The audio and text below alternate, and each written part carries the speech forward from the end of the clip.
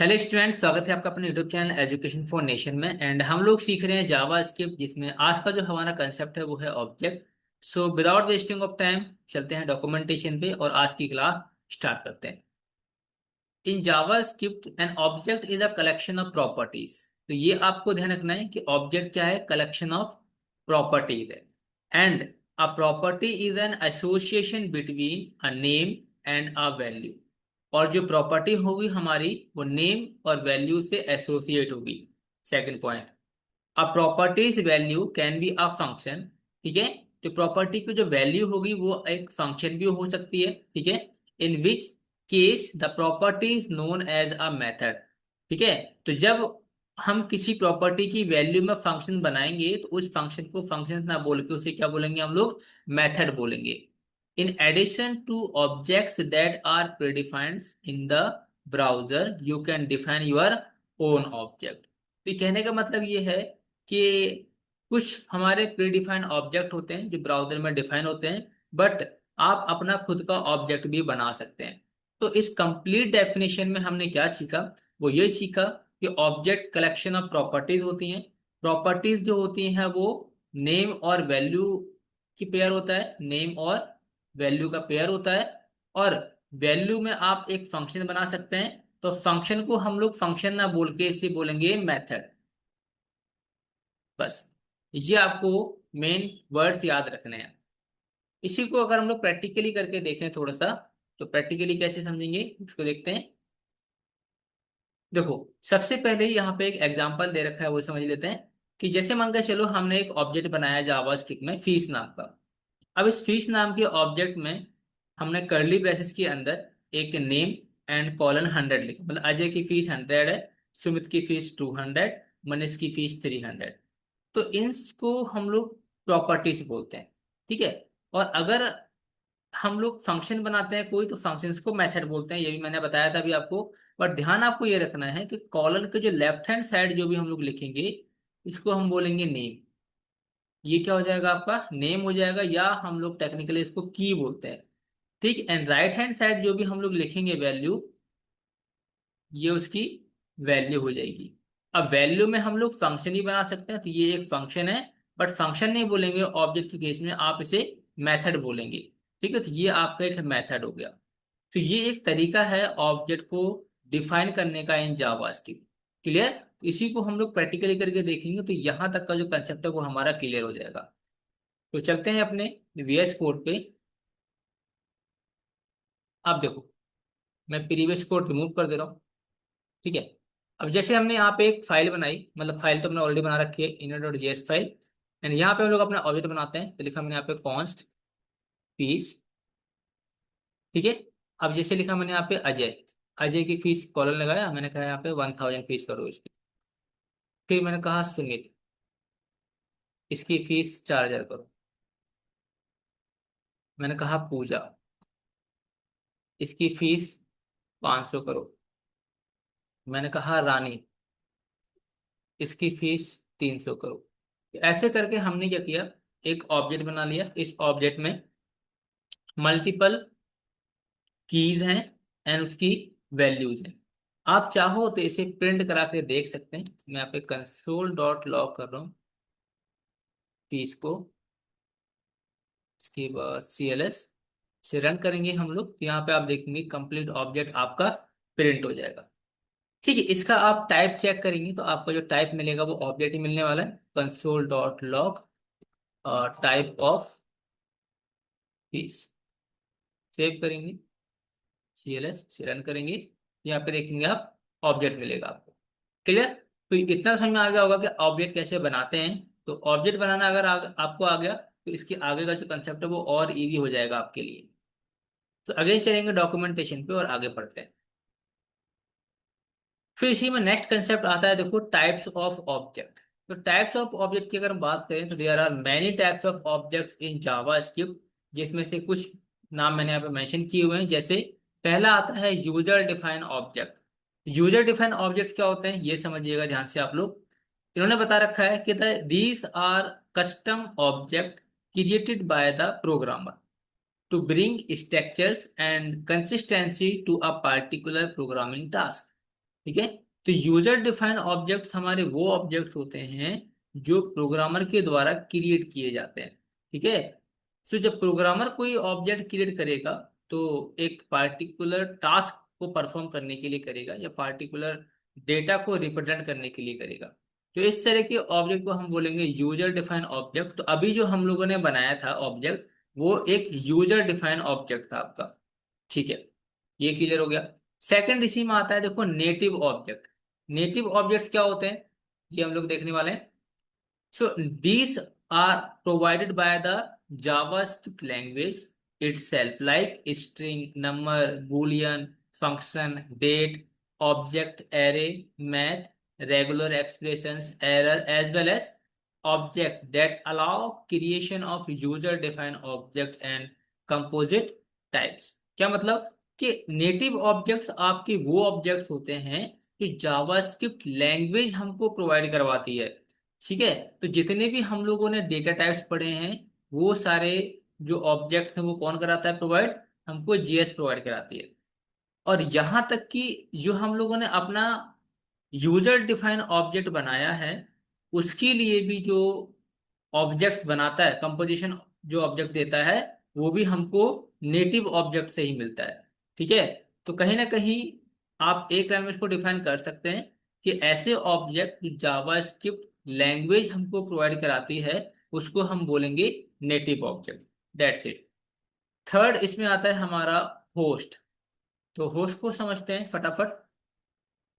देखिए, host objects, these objects are not specified up as part of JavaScript language, but that the supported by most host environment, typically browsers like Windows and navigation। तो पहला point तो आपको ये याद रखना है कि जो आपका होस्ट ऑब्जेक्ट होता है वो जावास्क्रिप्ट का पार्ट नहीं है। ठीक है, जावास्क्रिप्ट प्रोवाइड नहीं कराता है इसको। ठीक है। बट ऐसे बहुत से एनवायरनमेंट हैं, जैसे विंडो हो गया, नेविगेशन हो गया, ये ऑब्जेक्ट प्रोवाइड कराते हैं ब्राउजर। तो उसी को इन्होंने बोला हुआ है होस्ट ऑब्जेक्ट। ठीक है, ये जावास्क्रिप्ट इसको सपोर्ट नहीं करता है या इसको प्रोवाइड नहीं कराता है। इसके बाद जो फर्स्ट फोर्थ नंबर पे आता है हमारा डॉक्यूमेंट ऑब्जेक्ट। डॉक्यूमेंट ऑब्जेक्ट क्या होते हैं, देखो, कि these are the part of the document object model DOM as defined by the W3C। ठीक। तो डॉक्यूमेंट ऑब्जेक्ट कौन कराता है प्रोवाइड, W3C कराता है, जिसको हम बोलते हैं डॉक्यूमेंट ऑब्जेक्ट मॉडल। आगे पढ़ेंगे एक्चुअली में डोम क्या होता है, कैसे काम करता है। बट फिलहाल में आप इसे एक बार में लर्न कर लीजिए कि जो डॉक्यूमेंट ऑब्जेक्ट होता है वो W3C प्रोवाइड कराता है। So this object present programmers with a structured interface to HTML and XML document. Access to the document object is provided by the browsers by the documents properties of the window objects।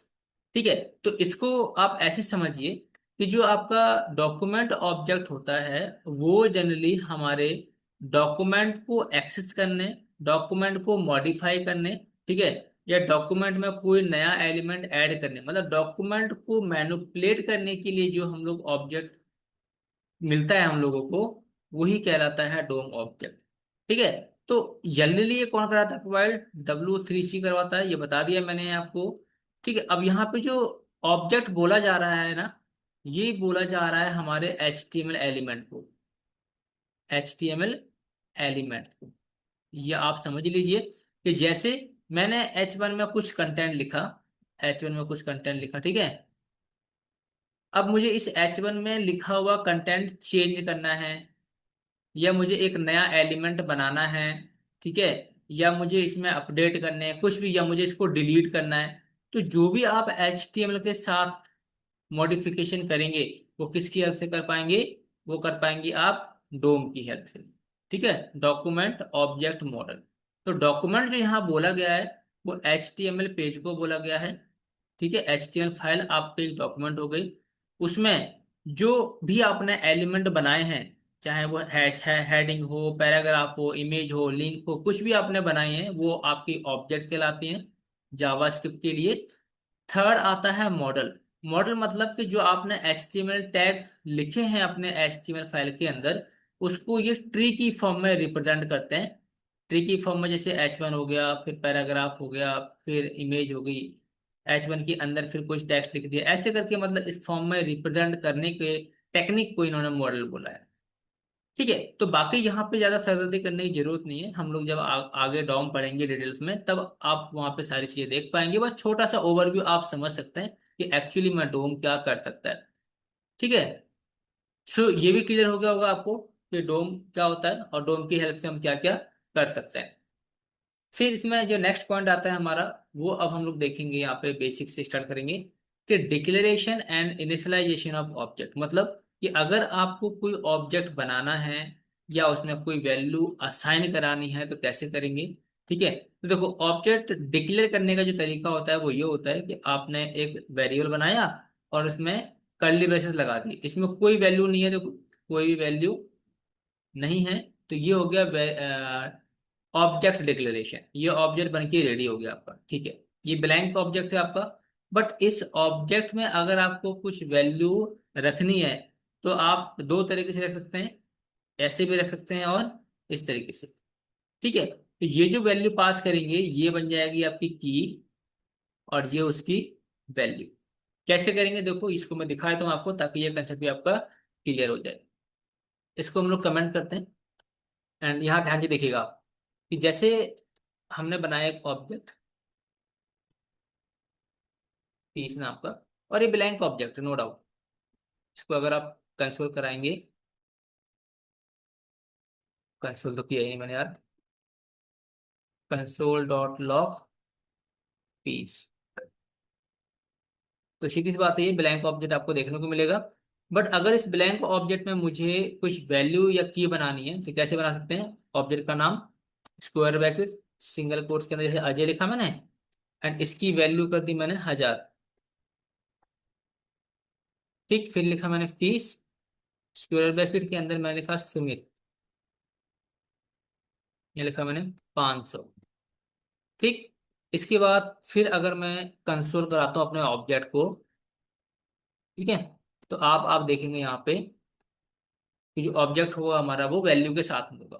तो पहले तो हमारा blank था जब हमने बनाया था starting में, उसके बाद हमने कुछ वैल्यू ऐड करी इसके अंदर, देन उसके बाद प्रिंट कराया तो हमको यहाँ पे अपने ऑब्जेक्ट में कुछ वैल्यू देखने को मिल रही है।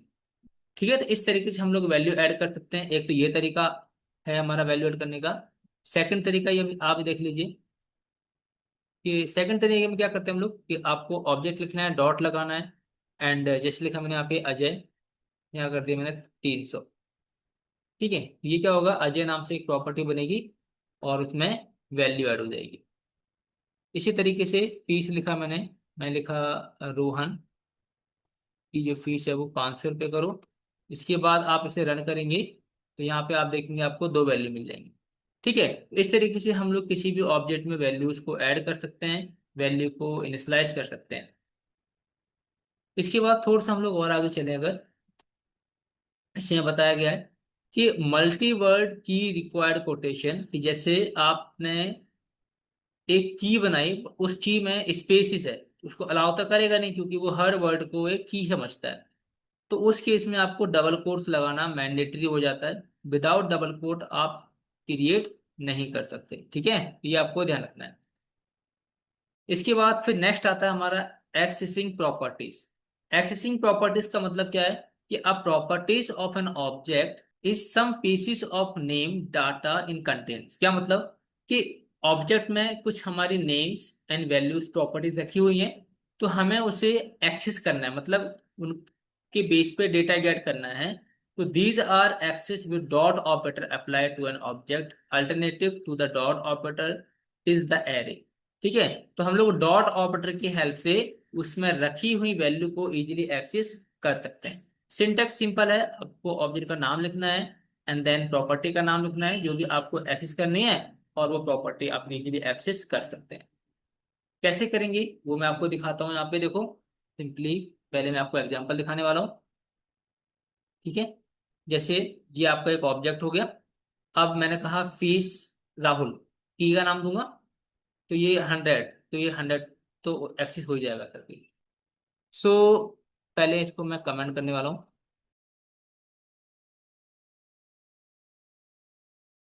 तो जैसे ये आपका एक ऑब्जेक्ट है, ठीक है।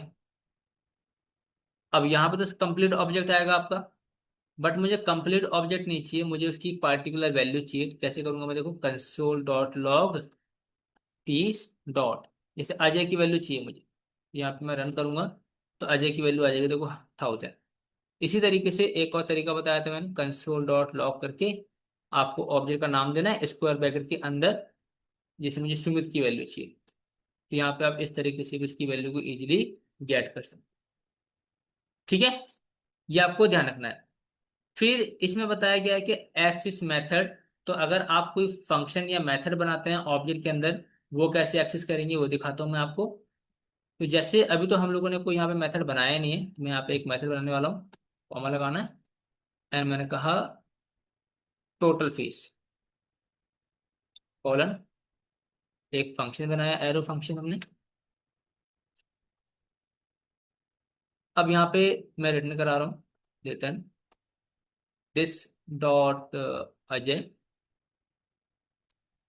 Plus this dot Sumit plus this dot पूजा,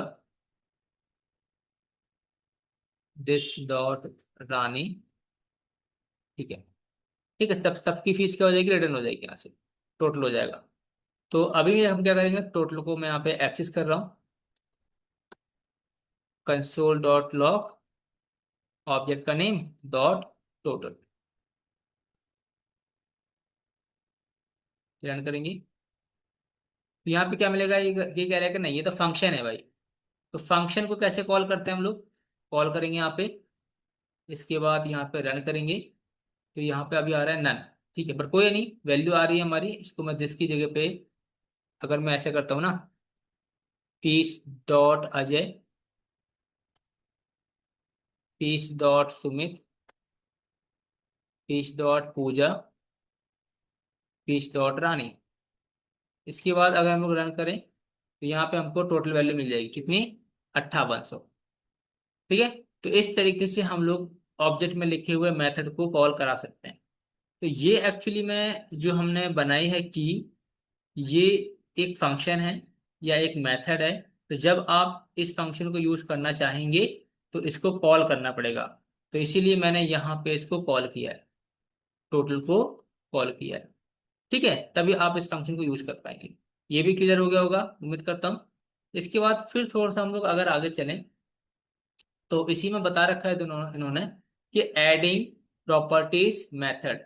तो अगर इन्होंने कोई नई प्रॉपर्टीज और मेथड को ऐड करना है तो बहुत ही सिंपल सा है, जो मैंने स्टार्टिंग में आपको बताया था कि फीस डॉट रोहन करेंगे और जो भी फीस लेंगे तो वो उसमें ऐड कर देगा। इसे दोबारा बताने की जरूरत है नहीं आपको।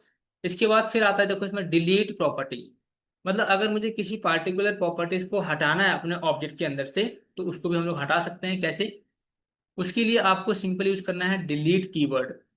सो डिलीट लिखना है, और जिस भी प्रॉपर्टी को हटाना है उसको एक्सेस करेंगे तो वो ऑटोमेटिकली वहां से उसको वो रिमूव कर देगा। फिर इन्होंने ये बोला है कि after remove the delete property the property has the undefined value. उसके बाद अगर आप एक्सेस करेंगे तो वो आपको नहीं मिलेगी, वहां पे अनडिफाइंड मिलने वाला है। कैसे, वो दिखाता हूँ आपको। जैसे इन सबको मैं कमेंट करने वाला हूँ, कमेंट। अब मैंने कहा कि भाई ये एक ऑब्जेक्ट है हमारा, इसको भी कमेंट कर रहा हूँ, सबसे लास्ट में करते हैं। ठीक है, ये ऑब्जेक्ट ऑब्जेक्ट हो गया हमारा। अब इस ऑब्जेक्ट में से मुझे मान के चलो अजय की हटाना है, तो लिखूंगा डिलीट ऑब्जेक्ट का नेम डॉट अजय। ठीक है, उसके बाद कंसोल डॉट लॉग करेंगे अगर हम लोग पीस को, तो आप देखेंगे यहाँ पे अजय की जो प्रॉपर्टीज वो उसको हटा दी जाएगी। ठीक है, तो इस तरीके से हम लोग क्या करते हैं, किसी भी प्रॉपर्टीज को रिमूव कर सकते हैं। उम्मीद करता हूँ ये भी क्लियर होगा आपका। फिर इसी में होता है, देखो एक आपका फैक्ट्री फंक्शन। फैक्ट्री फंक्शन क्या होता है कि when a function returns an object, तो जब कोई फंक्शन, ये आप ध्यान रखना है, ये कई बार पूछा जाता है इंटरव्यू वगैरह में कि क्या होता है factory function in JavaScript. So simple है कि जब भी कोई फंक्शन कोई ऑब्जेक्ट रिटर्न करता है, we call it's a factory function. ठीक है, कि जब भी कोई फंक्शन कोई ऑब्जेक्ट रिटर्न करेगा तो उसी फंक्शन को हम बोलेंगे factory function. It can produce object instance without new keyword. ठीक है, मतलब बिना कीवर्ड के या बिना न्यू कीवर्ड के, बिना क्लासेस के कोई फंक्शन अगर ऑब्जेक्ट रिटर्न करा रहा है या कोई इंस्टेंस रिटर्न करा रहा है, इट मीन्स वो कोई नॉर्मल फंक्शन नहीं है, उसको हम बोलेंगे फैक्ट्री फंक्शन। ठीक है, कैसे देखो करेंगे ये चीज मैं दिखाता हूँ आपको। जैसे अगर यहाँ पे देखेंगे, एक हमने फंक्शन बनाया मोबाइल नाम से, एंड क्या किया इसने, रिटर्न करा दिया एक ऑब्जेक्ट। तो ये मोबाइल फंक्शन आपका एक नॉर्मल फंक्शन नहीं है, ये कहलाएगा आपका फैक्ट्री फंक्शन। बाकी लिखने का तरीका सेम ही है, आप चाहें तो इसको करके देख सकते हैं या मैं भी इसको करके दिखाता हूँ।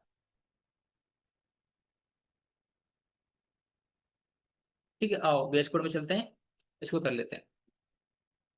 बाकी सब कुछ सेम ही रहेगा। मैं करूंगा क्या, यहाँ पे एक फंक्शन बनाऊंगा माई फन नाम से। ठीक, और इसमें क्या करेंगे हम लोग, रिटर्न करा देंगे, रिटर्न कर देंगे किसको, अपने ऑब्जेक्ट को। हटाना है यहाँ से, एंड इसको यहाँ से रिटर्न करा दें, बस। तो जब आप इसे कॉल करेंगे, जैसे मान के चलो मैं इसको हटा दे रहा हूँ, आपने माई फन को कॉल किया।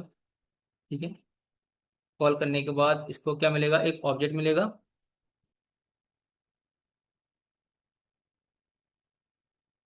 वैसे तो ये लिखने की जरूरत है नहीं, अच्छी रहने दो। ठीक है, तो ऑब्जेक्ट को अगर आप कंसोल करेंगे, console dot log object run करेंगे, तो आपको पूरा का पूरा ऑब्जेक्ट मिल जाएगा देखना।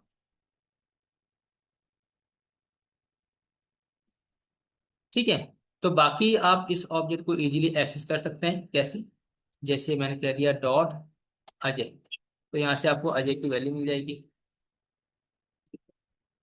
तो ये फंक्शन कौन सा कहलाएगा, माई फन कहलाएगा आपका एक फैक्ट्री फंक्शन। ठीक, क्योंकि ये फंक्शन एक ऑब्जेक्ट को रिटर्न करा रहा है। क्लियर है। बाकी पैरामीटर का जो कंसेप्ट है वो सेम ही रहने वाला है, पैरामीटर हो गए, आर्गुमेंट हो गए, जो अपने ऑलरेडी पढ़े हैं वही सब कुछ रहेगा। इसी में फिर जो हमारा नेक्स्ट कंसेप्ट आता है वो आता है कंस्ट्रक्टर। वैसे तो जनरली ये यूज करते नहीं है, ठीक है, बट फिर भी आपको पता होना चाहिए कि कैसे कंस्ट्रक्टर बनाते हैं इसके अंदर। सो अब जैसे आपने एक बेसिक फंक्शन बना लिया मोबाइल नाम से, बट ध्यान रखना यहाँ पे जो एम है वो आपका कैपिटल है। ठीक है, तो ये आपने एक मोबाइल नाम का फंक्शन बना लिया। उसके बाद आपने वेरिएबल बनाया कि दिस डॉट मॉडल, दिस जो होगा वो इस करंट ऑब्जेक्ट को करेगा रिप्रेजेंट। दिस डॉट प्राइस में आपने एक बना लिया मेथड। उसके बाद जब इस फंक्शन के लिए आप एक इंस्टेंस बनाएंगे, तो उसके लिए आपको यूज करना पड़ेगा न्यू कीवर्ड। ठीक है, तो ये क्या करेगा, इस फंक्शन के लिए एक न्यू इंस्टेंस बनाएगा सैमसंग, जो कि होगा एक ऑब्जेक्ट। अब इस ऑब्जेक्ट डॉट करके आप इसकी वैल्यू को इजीली गैस कर सकते हैं। ठीक है, अब क्या होगा कि इस ऑब्जेक्ट के बेस पे आप किसी भी प्रॉपर्टीज को इजीली एक्सेस कर सकते हो। जैसे सैमसंग डॉट प्राइस किया तो ये फंक्शन कॉल हो जाएगा आपका, सैमसंग डॉट मॉडल करेंगे ये वैल्यू मिल जाएगी आप। ठीक है, सेम इसी तरीके से आप सारी प्रॉपर्टीज को इजीली एक्सेस कर सकते हो, और इसी को बोलते हैं कंस्ट्रक्टर। इसे करके देखेंगे तो इजीली समझ में आ जाएगा आपको कैसे काम करता है, बट ये, बट इतना इसका इंपॉर्टेंट है नहीं, क्योंकि इतना जनरली इसको यूज करते नहीं है, तो आप इसको बस ऊपर ऊपर से देख लीजिएगा। फंक्शन कंस्ट्रक्टर हो गई ये भी। इसके बाद फिर इसमें एक मेथड देखो, चेक प्रॉपर्टीज एग्जिस्ट, मतलब ये चेक करने के लिए कि वो ऑब्जेक्ट आपका, ऑब्जेक्ट की प्रॉपर्टीज उस ऑब्जेक्ट में एग्जिस्ट करती है या फिर नहीं करती है। तो कैसे देखो, टाइप ऑफ ऑपरेटर यूज करते हैं कि इफ टाइप ऑफ जो है object dot no name dot key is not equal to undefined, अगर अनडिफाइंड नहीं है तो सीधी सी बात है वो प्रॉपर्टी उसमें एग्जिस्ट करेगी, अदरवाइज नहीं करेगी। तो मैं इसको ना करके दिखाता हूँ आपको, ताकि इसे आसानी हो थोड़ा सा समझने में। इसी को कॉपी कर लेते हैं ताकि आसानी हो। एंड जैसे हमने कोई ऑब्जेक्ट बनाया, इसको मैं कट कर रहा हूँ, सिंगल कोड लिख दिया।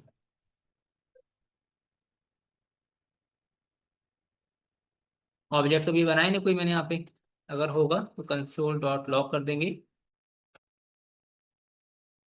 Present else console dot log. So अब कोई ऑब्जेक्ट जैसे मान के चलो, मैंने यही एक ऑब्जेक्ट ले लिया, ऊपर से ले लेते हैं कोई भी। ये एक ऑब्जेक्ट ले ले रहा हूँ मैं इसको वहां से, खुद से लिख ही लेता हूँ। देखो, ये आपका एक ऑब्जेक्ट हो गया। अब यहाँ ये करेंगे हम लोग ऑब्जेक्ट का नेम, जो कि क्या है, फीस है, तो यहाँ लिखूंगा मैं फीस की। मैंने कहा भाई अजय। अगर अजय अनडिफाइंड नहीं है तो प्रेजेंट आना चाहिए यहाँ पे, तो प्रेजेंट आ रहा है। अब मैंने अजय वन कर दिया, अजय वन तो उसमें है नहीं कोई भी, तो इस केस में क्या आएगा आपका, नॉट प्रेजेंट। तो ये बस चेक करने के लिए आप यूज कर सकते हो कि टाइप ऑफ, अगर fees dot Ajay one undefined नहीं है तो अनडिफाइंड नहीं है भाई, ठीक है, तो ये आप दिखा देगा नॉट प्रेजेंट, ठीक है। इस तरीके से आप किसी भी ऑब्जेक्ट की प्रॉपर्टी को चेक कर सकते हैं कि वो एग्जिस्ट करता है या फिर नहीं करता। इसके बाद फिर आता है देखो इन ऑपरेटर। इन ऑपरेटर की हेल्प से भी आप चेक कर सकते हो, ये मैं आपको टास्क दे दूंगा, ठीक है, कि ऑब्जेक्ट का नाम देना, मतलब एक प्रॉपर्टी का नाम इन ऑब्जेक्ट का नाम। तो नोकिया में अगर मेमोरी प्रेजेंट है तो वो दिखा देगा अवेलेबल, अदरवाइज नॉट अवेलेबल, ठीक है। सो यहाँ तक हो जाएगा आपका। उसके बाद आप for loop, for in loop की हेल्प से भी ऑब्जेक्ट की सारी प्रॉपर्टीज को एक्सेस कर सकते हो, ठीक है। तो कैसे करोगे, जैसे आपने एक बनाया वेरिएबल, उसके बाद की का नाम, जो भी बनाना है आपको इन सम सेंस, तो आप उसको उसकी सारी वैल्यू इजीली एक्सेस कर सकते हो। कैसे करेंगे देखो, कि जैसे ये मेरा ऑब्जेक्ट हो गया, इसको मैं कमेंट कर दे रहा हूँ, यहीं पे दिखा दे रहा हूँ ताकि आसानी हो। मैंने लिखा फोर लेट वैल्यू, ये की कर दे रहा हूँ, चलो की इन पीस, एंड यहाँ पे कंसोल डॉट लॉग में हम की को प्रिंट कराएंगे। तो क्या होगा इससे,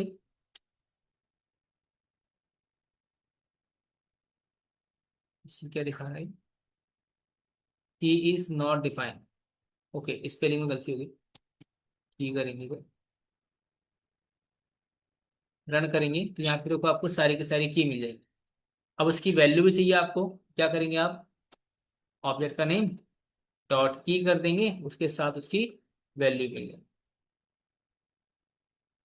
सॉरी, यहाँ पे मुझे करना पड़ेगा स्क्वायर ब्रैकेट, ब्रैकेट के अंदर,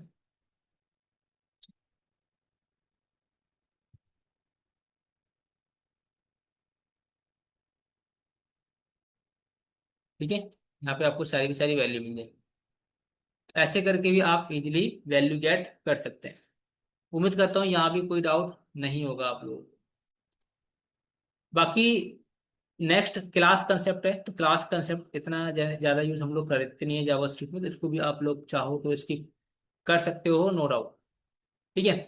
बाकी जो नेक्स्ट जो हमारा टॉपिक है इसमें इंपॉर्टेंट, वो है हमारा अब एरे। तो एरे हम लोग देखेंगे अब नेक्स्ट क्लास में। आज की क्लास में जो अभी जितना भी हम लोगों ने ऑब्जेक्ट के बारे में पढ़ा है, फैक्ट्री फंक्शंस वगैरह, वो सारी चीज़ें आपको अच्छे तरीके से आनी चाहिए, ताकि उससे हम लोग इम्प्लीमेंटेशन करें या कोई प्रोजेक्ट बनाएं तो वहाँ पे आप लोगों को कोई प्रॉब्लम ना हो, ठीक है। सो बाकी हम लोग मिलते हैं नेक्स्ट वीडियो में, तब तक के लिए बाय बाय।